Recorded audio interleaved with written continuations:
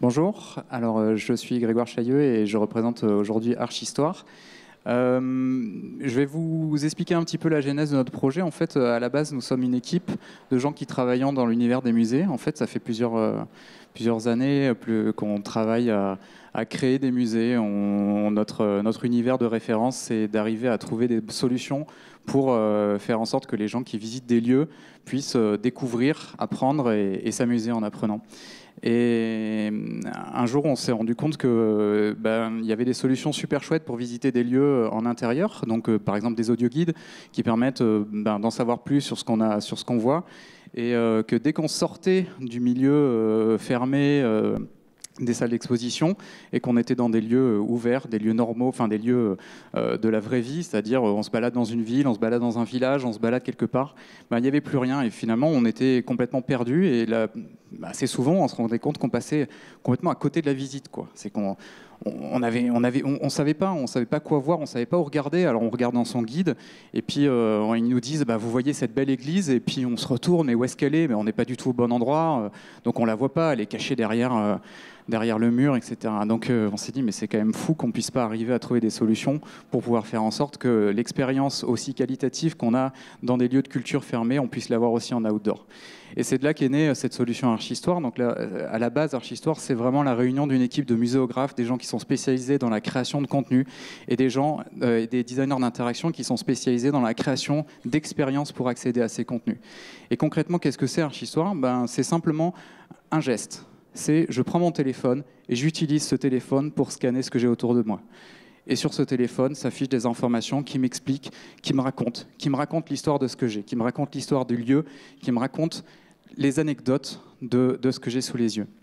Donc après, on va utiliser un certain nombre d'éléments qu'on va nous transmettre. On va mettre des photos d'archives, on va mettre des cartes postales, on va créer des visites virtuelles, on va faire feu de tout bois, on va utiliser tout ce qu'on peut pour pouvoir raconter l'histoire de ce qu'on a sous les yeux, avec un objectif qui est de faire en sorte que la balade, la visite se transforme vraiment en quelque chose d'extrêmement immersif, d'extrêmement intéressant, et inoubliable en fait. C'est-à-dire que l'idée c'est derrière que les personnes qui visitent se disent c'était vraiment génial, j'ai envie d'y retourner, j'ai envie d'en parler.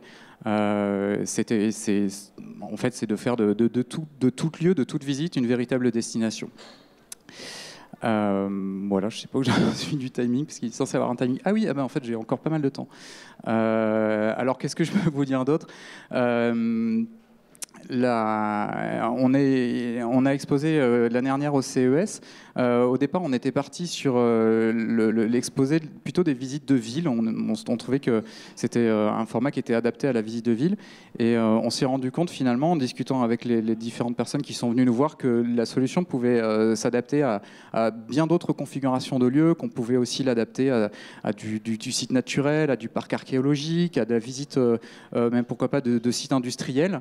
Et donc ça nous a aussi ouvert des nouvelles perspectives. Alors, on a commencé à repasser en mode R&D, et c'est aussi une des choses qui nous caractérise, c'est que ce qui nous intéresse, c'est pas d'être sur une solution unique et puis qu'on essaye ensuite de pousser, de forcer à rentrer dans un use case. C'est plutôt l'inverse, c'est-à-dire qu'à chaque fois qu'on rencontre une nouvelle possibilité, on se dit c'est génial, mais comment est-ce qu'on pourrait faire pour rendre ce type de visite vraiment intéressant? Comment est-ce qu'on peut faire pour pouvoir faire en sorte que les gens s'en rappellent, que les gens découvrent ce qu'ils ont envie d'y découvrir? Et donc ça nous permet de réfléchir, et puis on va créer des nouvelles fonctionnalités qui sont adaptées aux différentes configurations des lieux. Voilà, donc on expose dans la partie expérience du salon par là-bas. Vous verrez, il y a une grande bâche avec marqué Archistoire, et donc je vous invite à venir nous voir pour qu'on vous fasse une démonstration de l'application. Merci.